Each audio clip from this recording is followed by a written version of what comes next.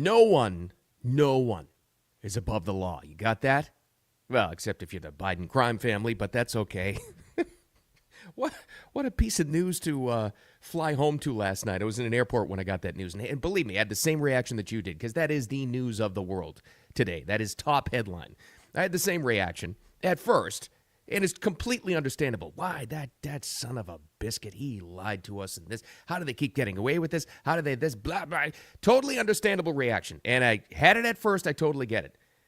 I will tell you this, though, and we'll get into this a little bit deeper in a couple of minutes. I love it. This is such good news. This pardon is such great, great news. You may not see it yet, but I'm going to tell you exactly why I love it so much. Welcome to it, by the way, everybody. It's Wicked Radio. Nice to be back in the home studio. I was on the road for Thanksgiving and all that stuff. We come home to, it's also Cyber Monday. How about that? It has surpassed now. It has supplanted Black Friday as the online, as the number one retail shopping day of the year. Love it. You mean I can sit at home in my pajamas or in the convenience of my phone in my car and order stuff instead of trying to beat the rush at a Walmart at 3 a.m.? Yeah, I'll take that any day of the week. Had some college football chaos to talk about, too. I thought that was fun, but the clutching of pearls over this from the broadcasters on the national TV stage was ridiculous. And my favorite story of the day, in just a minute, I dream about this kind of stuff. A billionaire bought that now world-famous modern art display that's just a banana duct taped to a wall, and he bought it for a ridiculous amount of money, only to eat it. I dream about being able to waste money like that. I love it. But let's get to the stuff. By the way, the audio podcast gets posted at about 9 a.m. if you haven't found that yet, so I appreciate all your support on that because it's been going great. Love doing that as well. Let's get to it. Oh, I know you may be upset at the Biden crime family getting away with another one. This is why I love this. I absolutely, totally, completely love this, and it keeps on getting better and better. Anything you ever thought, said out loud, suspected, got into arguments with, anybody that we would tell people for years, right, about the Biden crime family, all of it just got justified. All of it did. But remember, it wasn't that long ago, over and over again in press conferences and in interviews and in Twitter posts and on X, whatever intern was writing his stuff, Joe Biden would tell us this over and over again. He's one of the brightest, most decent men I know, and I am satisfied that I'm not going to do anything. I said I abide by the jury decision. Yeah. I will do that, and I will not pardon him. And the big letter written last night by his lawyers. He was unfairly prosecuted by the Department of Justice. Here's the first comical part. It's his Department of Justice, for God's sakes. The one that's been weaponized against ordinary American citizens, not the political royalty like the Bidens. No, not at all. So full pardon, and this is relevant to the story, and this gets to the heart of the matter and why this is so important and why, actually, I'll tell you, it's so great. So it's a pardon, full immunity pardon, everything, past, present, and future. So basically, you are literally above the law. You can do no wrong. That's the life Hunter Biden's living right now. By the way, last night, how was the crack party at Hunter Biden's house? He's like, woo! Calling in all the hookers and coke and blow he could and guns. Oh, my God. All right, I might have made that part up, but I don't know. Would you doubt him? This goes back, by the way, this is the part that's relevant to the story, to 2014. Very interesting. The great Mike Cernovich online says, and he cleared this up, why did Joe give Hunter a pardon going back to 2014 when the general statute of limitations for federal crimes is 5 years? The tax fraud statute is only 6 years. Well, let me see. 2014. You would only do that. You would only offer a special extended pardon if, I don't want to say it, do I? 2014. Isn't that about when? Yeah, it was. Last couple of years of Joe as VP. 2014 is where we found out in the Hunter laptop, that was another big part of this thing that turned out to be absolutely, completely real. They were working Joe's influence in Washington to soak foreign officials and foreign companies in Ukraine and China, the Burisma deal, remember that? Selling access to Joe for millions, if not billions of dollars. Going back to, let me see, what was that year? Oh, yeah, 2014. Guys, this is fabulous. I mean, this is fantastic. Anything you ever suspected. You have carte blanche now. You have like a full license to just absolutely, among your friends and family and at work and everybody, call them the Biden crime family. Because it's proven. It's right there. And you'll hear it today. Somebody at work is going to go, well, no, it's just a father protecting his son. No, not really. It's a father trying to keep the rest of his family, because there are others involved here. The stepdaughter, his brother. It is the Biden crime family for a reason. They're a money laundering operation, the likes of which we've never seen. Nobody has been dirtier in politics, and all of this just proved it. But what changed? Well, what changed with this? Because the Democrats are melting down. Anybody that ever defended him, right, that ever went after Trump, this is deep in the woods of the swamp, and I totally get that. But they are melting down over this. Here's an example. Now, Joe Walsh, not the great guitarist from the Eagles. Joe Walsh, I think he's actually technically a Republican. I don't know. He's a former congressman. I don't know. One of the number one Trump haters. One of the leading flag bearers of Trump derangement syndrome. Went on, I think it was MSNBC last night. It had an absolute meltdown over this. But this is a good example of what they're all going through today. So the next time any of us complain about anything Trump does, this pardon is just deflating. For those of us who have been out there for a few years now yelling about what a unique threat Donald Trump is, for Joe Biden to do something like this, Trump, nobody's above the law, we've been screaming. Well, Joe Biden just made clear his son Hunter is above the law. Yeah, absolutely he is. Good point there. And I give that guy credit. As much as a critic of President Trump, Joe Walsh there is, well, he's honest about it. The anti-Trumpers are being honest, and they hate this. They absolutely hate it. As everybody that stuck their necks on the line in Washington, D.C., in the swamp, and in the media, by the way, to defend Joe Biden, how do you come back from this? He said, no. He said, and Karine Jean-Pierre at the White House press room, who said for now over a year, the president has said he's not going to pardon Hunter. Well, now what do you do? Well, surprisingly, there's no, they've called the kibosh on all press conferences for like the next week. They're going silent as Joe goes on vacation again. He drops this grenade into D.C. and then he leaves on vacation again. Or maybe was it this? This is a little conspiracy theory, but these are the things my mind goes through as I'm sitting there at an airport trying to get home, and I'm reading on my phone about this breaking news. So less than 24 hours after Trump nominates his new FBI director, a guy we've talked about before in the pod, Kash Patel. This guy is amazing. At less than 24 hours after that happens, all of a sudden, Joe reverses course, and he decides to pardon Hunter. Like I said, all the way back to 2014. I wonder what changed. Well, let's give you a little example of Kash Patel and how serious this guy is. We will go out and find the conspirators, not just in government, but in the media. Yes, we're going to come after the people in the media who lied about American citizens, who helped Joe Biden rig presidential elections. We're going to come after you. Yeah, all of them. He's talking about specifically, too, with the ones in the media who literally knew about the Hunter laptop story, knew it was real before the 2020 election, and put the kibosh on it, and they buried it. There was censorship. It was just horrible. It was disingenuous. It's just pure propaganda to push their guy ahead. All of that crap. That's why they're all running right now. That's why they're scared. And to get right down to it and to boil it all down, that's why they hate Trump so much, because he's going to, not only him, but put people in place like him, Kash Patel, and others to expose all of that corruption. That's why they hate Trump. That's why they drummed up the whole, Russia hoax 1 and 2 garbage, which, by the way, Kash Patel in the first Trump administration was key in uncovering that thing and how bogus it was.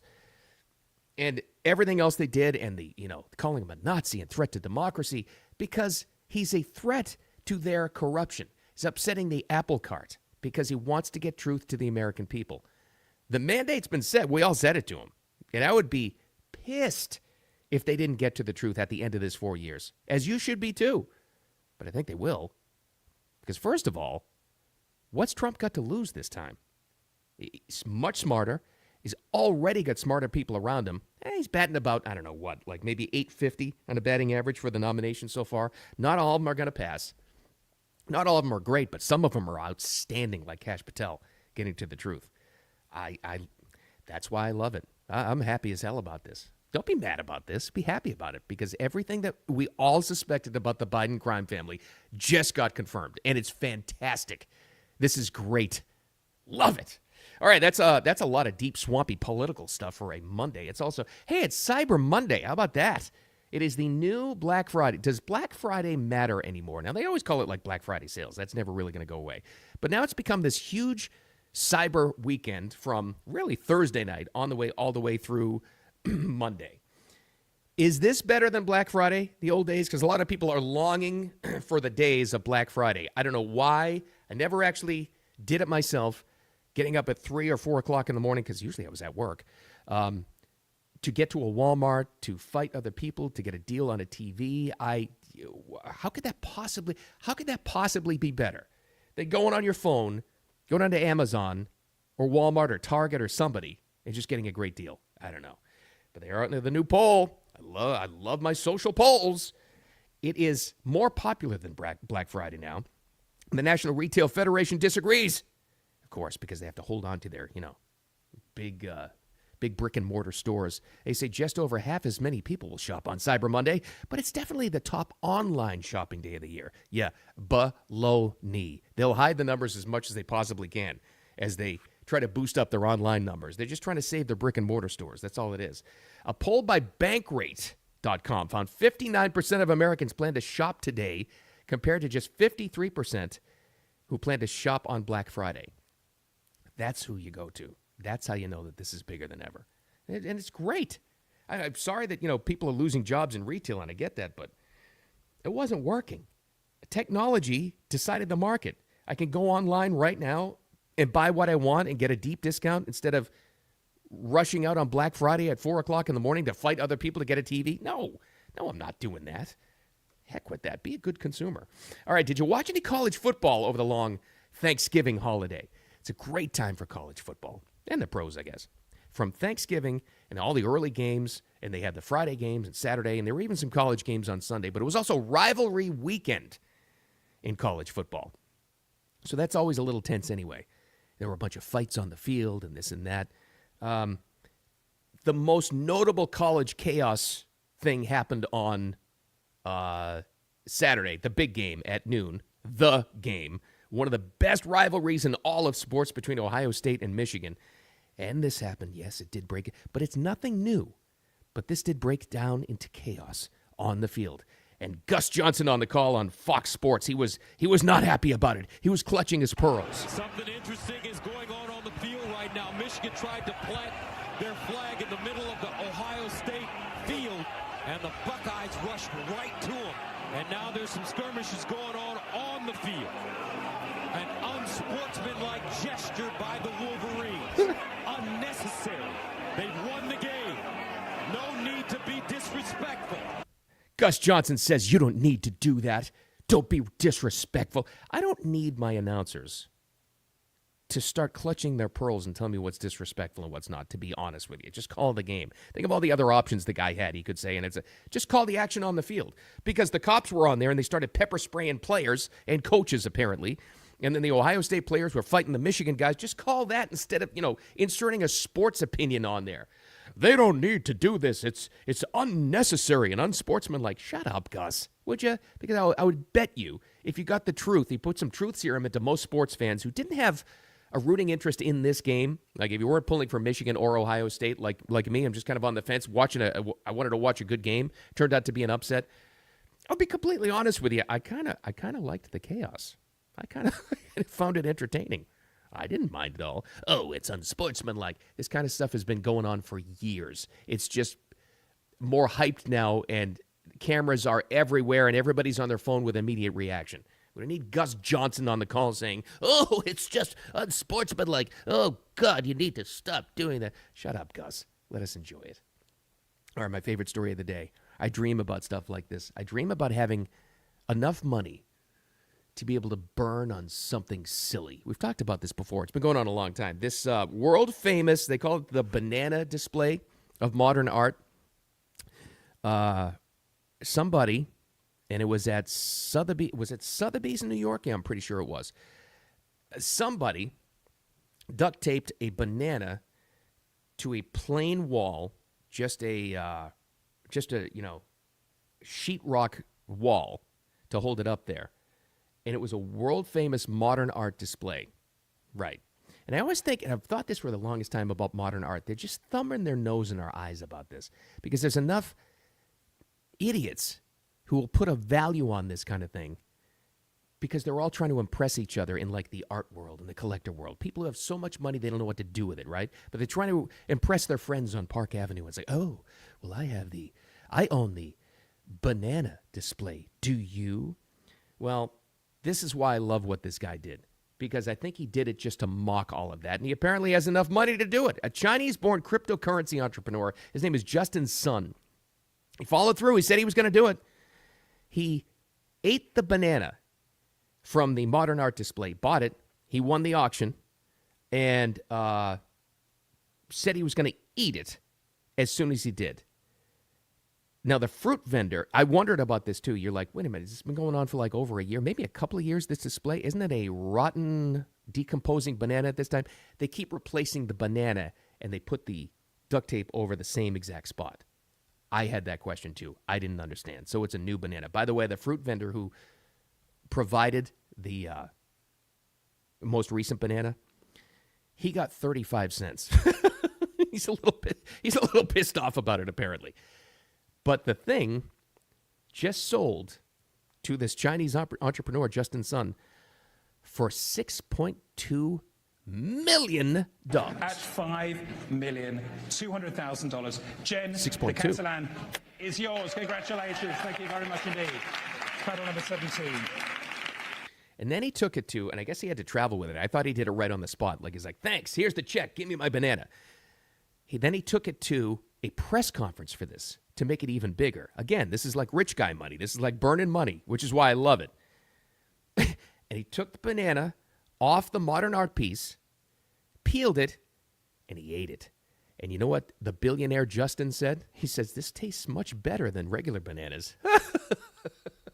I love that. I absolutely love it. Because I don't know this for sure. This is just my speculation. I think what he's saying here, he didn't come out and say it, is the same thing you're thinking. Probably the same thing you would do is the exact same thing I would do. If I had so much money that I could spend $6.2 million on a stupid modern art display like this, I would do the exact same thing. Just to tell the world how dumb this is. I love that. I don't know. I know the complaints are already out there. Well, he could have done so much more for charity with $6.2 million. I kind of appreciate the effort. I like the statement he made about modern art. That's what I respect. I like that he did it. All right, enjoy Cyber Monday. Get some deals out there today. Support the economy because there's a lot to be had. That is for sure. Thanks for finding Wicked Radio. I appreciate you. Nice to be back in the studio after all that traveling. And also, don't forget that the audio podcast is going to be posted wherever you get your podcasts. Easy to find. Usually by 9 a.m. Eastern Time, it's on there. And then this lives as a replay right here and on YouTube. Might try something different here. If you're listening to this later on, this isn't going to make any sense to you, but we usually go live right at about 8 a.m. A couple of days last week, went a little bit later. You might remember when I was in Orlando, I had that technical difficulty. We didn't start till 8:15. Apparently, a lot more people are jumping on. Like, the viewership, tripled when that happened. So we might try something later throughout the week and try different times later on. That's for you live people. If you watch the replay later or listen on audio, none of that makes any sense. Don't worry about it. First takeaway, feel great. I feel great. You should too about this Hunter Biden pardon. It justifies everything you thought or said.